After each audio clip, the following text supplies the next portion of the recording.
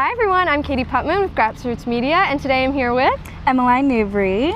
And so Emaline, could you tell us about your recently released Run?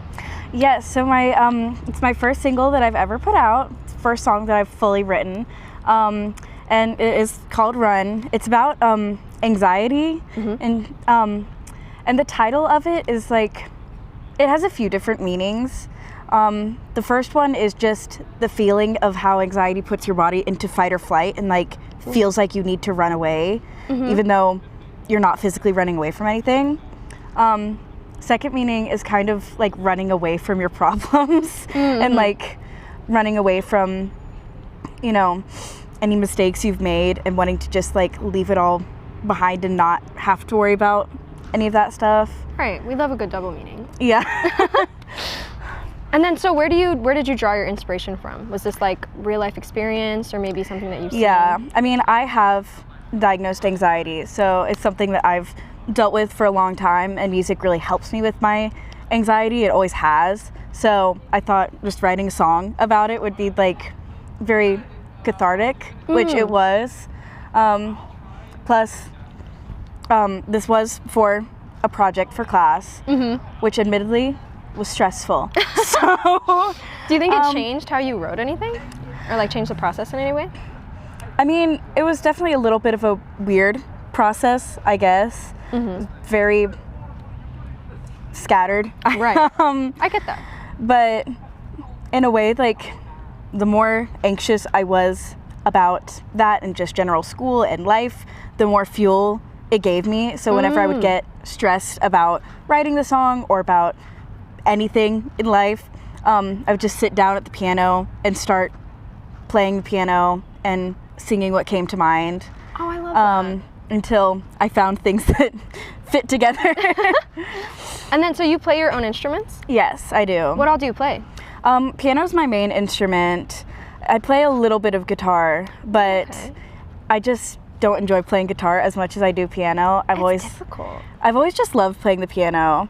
I can't play like classic piano or anything, but I don't know. For a long time, my creative outlet, I guess, has always been just playing piano and singing. So, like, whenever I hear a new acoustic song that's on piano, I'm like, oh my gosh, I can't wait to play that. Oh, I love that. What's your recent obsession that you've been playing with on the piano? Ooh, I play a lot of Billie Eilish. Ooh, okay. And what's your go-to? Like, you're at a party, people are like, Emaline, play the piano for us. What do you go for? Ooh, my go-to song to sing and play piano is My Future by Billie Eilish. I love that song, and it's just so pretty, you know? Right. No, I get that. Is Billie Eilish one of the artists that like really inspires you, or anybody else? Yeah, some of my biggest inspirations are, I do love Billie Eilish. Also Gracie Abrams. I've been following her for a long time. She's been another one that I love playing her songs on the piano. So she's a big inspiration. Also, she's lesser known, but Olivia O'Brien. Ooh. I love her. Highly recommend if anybody has never listened to her. I feel like I've heard her name. What songs does she sing? She sang the song I Hate You, I Love You with Nash. Oh, I know what you're talking about. Okay. She wrote that when she was 16. And she put that out when she was 17.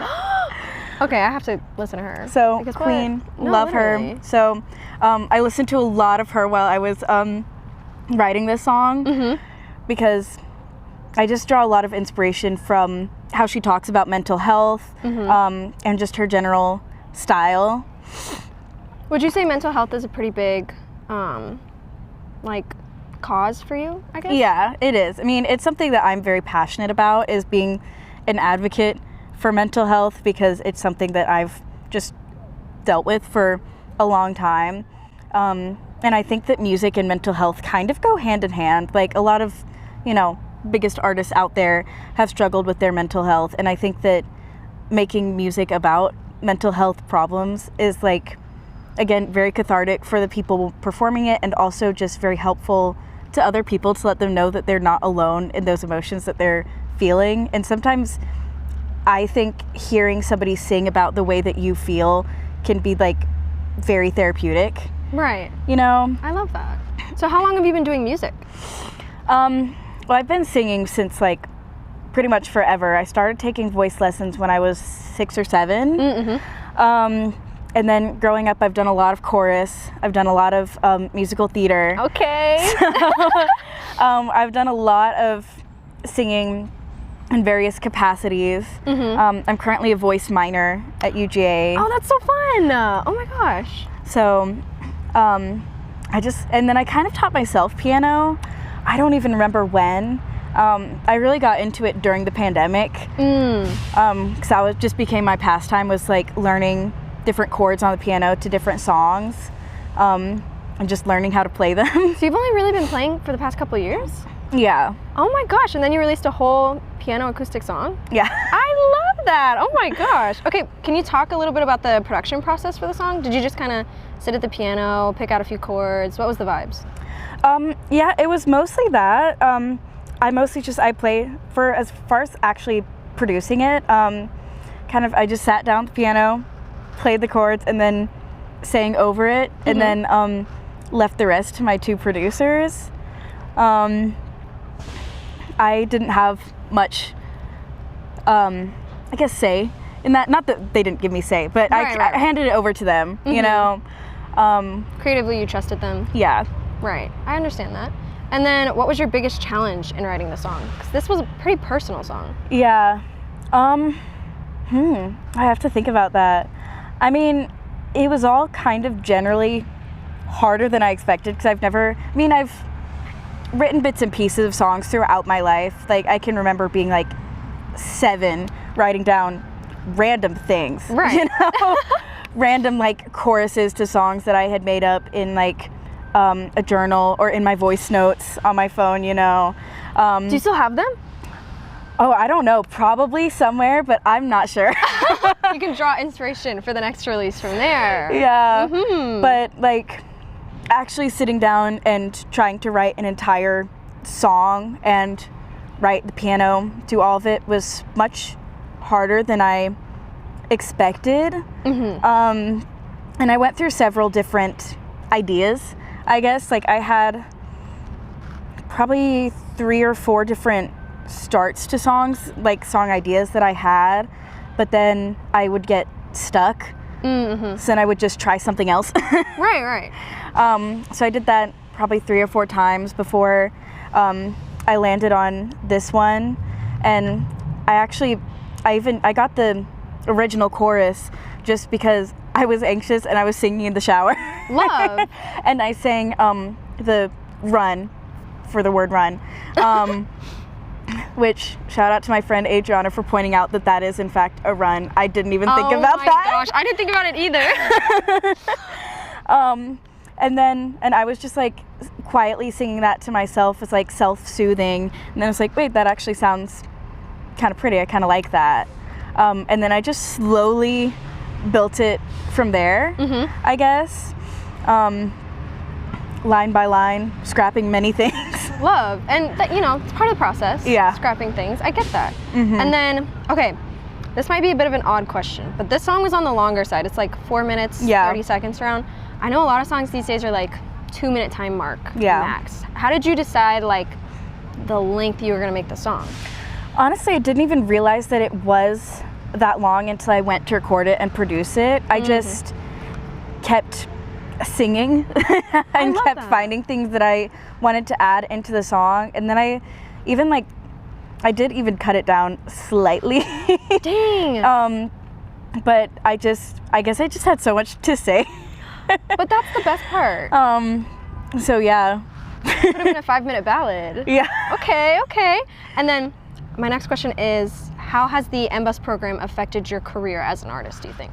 Oh my gosh, it's been so helpful to me already, just in, I guess, first of all, helping me realize that it is something that is possible. Because, you know, there's like the jokes about if you go into the arts or music or anything like that, you're just going to be unemployed or be a waitress, you know? So having classes to like show you that you can make an actual career out of this and telling you how to do that was very impactful. Also, like, we had a chat with Megan Maroney in the spring or in the fall, And that was honestly really helpful, just hearing her journey from the music business program to where she is now. Was like very inspiring, I guess. Plus, it just gives you so many tools of what to do at various levels. You know, everything from if you get a record contract, what you should be looking for, how to do that, and then before you get there, how to like start out playing shows, you know? Right.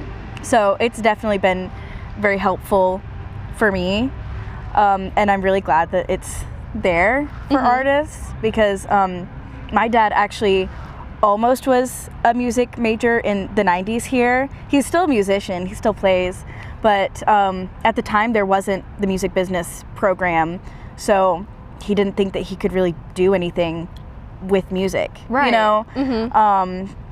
So I honestly kind of first started taking it for him, I guess, because it wasn't there when he was here, and he still plays music around town sometimes. Oh, do you have any plans to perform live around here? Actually, my dad and I are performing in Watkinsville at South Main Brewing on February 11th.